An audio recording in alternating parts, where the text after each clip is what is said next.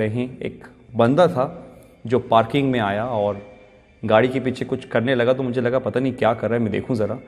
मैं उसको देख ही रहा था कि मुझे समझ में आ गया कि ये नीचे से कुछ उठा रहा है, और जो वो उठा रहा है वो रोटी है। ये वो रोटी है जो शायद 1-2 दिन से पड़ी होगी, जिसको जानवर ने भी नहीं खाया।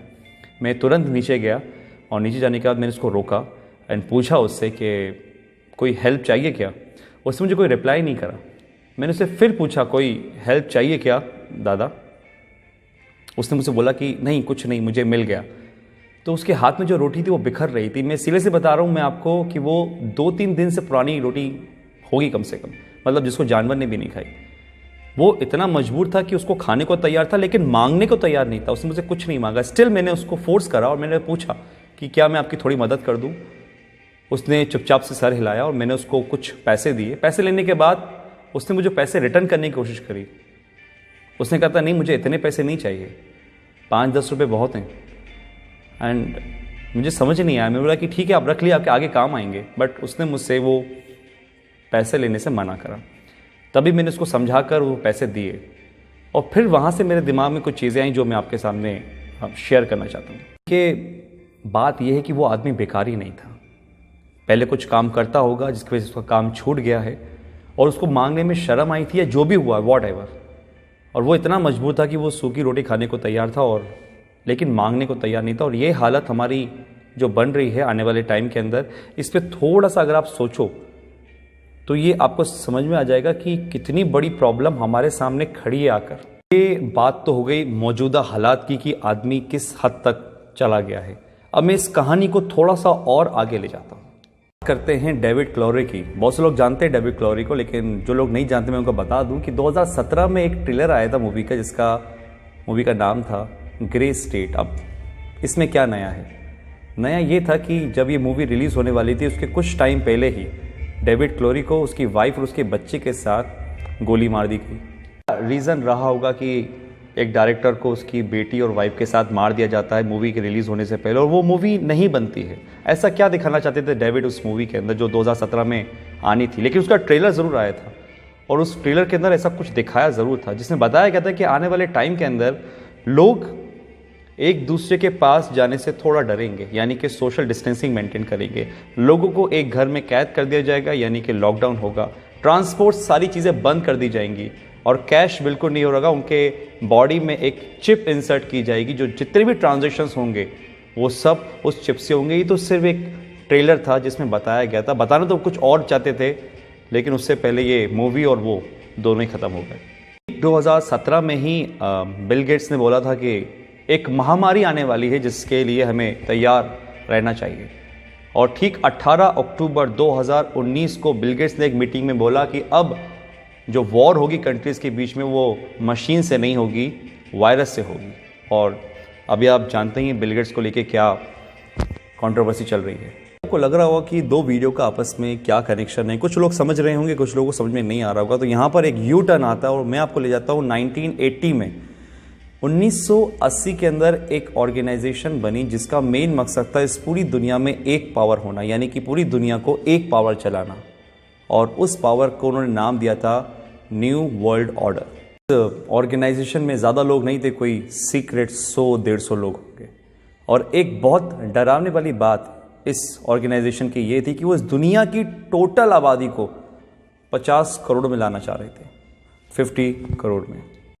उनके टारगेट में थे वो देश जिसमें सबसे ज़्यादा पॉपुलेशन है, जिसमें हमारा इंडिया भी होता है। सबके लिए उन्होंने एक प्लान बनाया जिसका नाम था MMP, mind control, money control, population control. Control यानी कि आदमी खुद से कुछ ना सोचे, जो वो चाहें वो आप सोचो, माइंड कंट्रोल। और ये किसके थ्रू होता? मास मीडिया के थ्रू। जो मीडिया में दिखाया जाएगा वो आदमी सोचेगा। और एक कल्चर ऑफ फेयर, यानी कि एक डर का माहौल बनाना, क्योंकि डर एक ऐसी चीज़ है जो अगर दिमाग में बिठा दी जाए किसी की तो इतनी आसानी से निकलती नहीं है, और वो ऐसा हुआ है। आज बहुत से लोगों का माइंड कंट्रोल करती है मीडिया, जो वो बोलती है वो आप मानते हो। और कल्चर ऑफ फेयर, डर का माहौल, ये तो आपने देख ही रहा है जो आजकल चल रहा है। कंट्रोल यानी कि आदमी जितना हो सकता है लेस कैश, कैशलेस, या जितना हो सकता है टोटली डिजिटल, और वो आपके सामने ही है। आज हमारी डिजिटल करेंसी किस तरीके से बढ़ रही है आपको पता ही है। पॉपुलेशन कंट्रोल, और वो कैसे होगी? जिस देश की आबादी बहुत ज़्यादा, जहाँ पे बहुत सारे लोग हैं, क्योंकि एक देश की ताकत उसके लोग ही होते हैं, वहाँ की पॉपुलेशन ही होती है।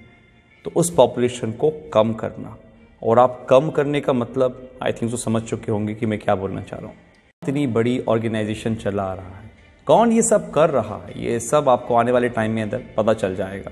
क्योंकि आने वाले टाइम में सिर्फ दो लोग रहेंगे, एक वो जो काम करेंगे, एक वो जो काम करवाएंगे। अगर मैं इसको स्ट्रेट फॉरवर्ड बोलूं तो राजा और गुलाम। एक वो लोग जो इस दुनिया पे राज करेंगे, और एक वो लोग जो उन राज करने वालों की गुलामी करेंगे। ऑर्गेनाइजेशन का एक एजेंडा था, एजेंडा 21, यानी कि 2021 तक इस काम को पूरा करना, और 2020 जब से स्टार्ट हुआ है, आपको पता है सब क्या हो रहा है। लाखों लोग हैं जो समझ पा रहे हैं इस बातों को, लेकिन करोड़ लोग हैं जो इस बातों को नहीं समझ पा रहे। एजेंडा 21 2021 तक इन काम को पूरा करना, और अगर सीरियसली इस बातों में कुछ भी सच्चाई है तो हम बहुत बड़े खतरे में गाइस। ये वायरस आया जो कि हमारा है नहीं, किसी और देश से आया है। हम आपस में ही लड़ रहे हैं, कोई धर्म के नाम पे तो किसी काम के नाम पे। और जो इस एजेंडा का सबसे बड़ा फंडा था कि लोगों को आपस में लड़वा दो, आज हमारे घर में हम छोटी छोटी इस बातों पर विवाद कर लेते हैं। आज अगर हम घर से बाहर निकलते हैं तो हमारे घर वाले इस चीज़ के लिए प्रोटेस्ट करते हैं कि भैया घर से बाहर नहीं निकलो, बाहर जाओगे तो मर जाओगे। ये दिमाग में हमारे किसने भरा? कौन कंट्रोल कर रहा है हमारे दिमाग को? आप खुद समझदार हैं। बहुत से लोग बोलेंगे कि यार ये तो कुछ कहानी जैसी लग रही है, तो कहानी सही, क्योंकि जो अभी मौजूदा हालात हैं कोरोना से लेकर, ये भी कोई फिल्म की स्टोरी से कम नहीं है, जो बढ़िया से स्क्रिप्ट करी गई है और बहुत अच्छी तरीके से प्ले हो रही है। मैं आता हूँ अपनी पुरानी वाली बात पर कि जो सुबह मेरे साथ इंसिडेंट हुआ कि एक मध्य वर्ग का आदमी जो लोअर मिडिल क्लास है, जो शायद कुछ भी काम करके काम चला रहा था, वो मांगने को नहीं तैयार है। वो 3 दिन पुरानी रोटी खा लेकर छुप कर उठाकर, लेकिन वो मुझसे पैसे लेने को तैयार नहीं था। मैंने फोर्सफुली उसको पैसे लिए थे। ये हालात है। तो एक मैसेज तो ये है कि अगर आपके आसपास कोई देखे जो हो सकता है मजबूर हो, लेकिन शर्म के मारे नहीं मांग पा रहा हो, तो उसकी आप ज़रूर मदद करिएगा। इतना तो हम लोग अंदाज़ा लगा लेते हैं कि कौन परेशान है कौन नहीं। दूसरी बात, अगर ये बात सही है कि जो 1980 में एक एजेंडा चला, एजेंडा 21, डर का बिजनेस, अगर ये सही है तो गाइस आप लोग समझिए, संदीप महेश्वरी, मिस्टर रॉय चौधरी, ऐसे बहुत से लोग हैं, बड़े बड़े डॉक्टर्स हैं जो आपको समझाने की कोशिश कर रहे हैं कि इसका मॉर्टेलिटी रेट बहुत कम है, 0.01%। 1000 में से एक इंसान मर रहा है, तो फिर किस बात का इतना हाहाकार मचा हुआ है? जस्ट बिकॉज ऑफ, क्योंकि हम जो न्यूज़ देखते हैं वो मीडिया से आ रही है। बात वही है, हमारे दिमाग को कंट्रोल करा जा रहा है, हमारे पैसों को कंट्रोल करा जा रहा है। आज हमारे पास इतनी आज़ादी नहीं है कि हम खुद का काम कर सकें। किसी के कहने पे हम दुकान खोलते हैं, किसी के कहने पे हम दुकान नहीं खोलते। ये हक हमसे छीन लिया गया है, पैसा कमाने का हमसे छीन लिया गया है। हम खुद से आज कुछ नहीं कर सकते। ये कहीं वो एजेंडा 21 तो नहीं? अगर है तो आज डर छोड़िए, अपनी इम्यूनिटी पे काम करिए, दिमाग लगाइए, लॉजिक समझिए।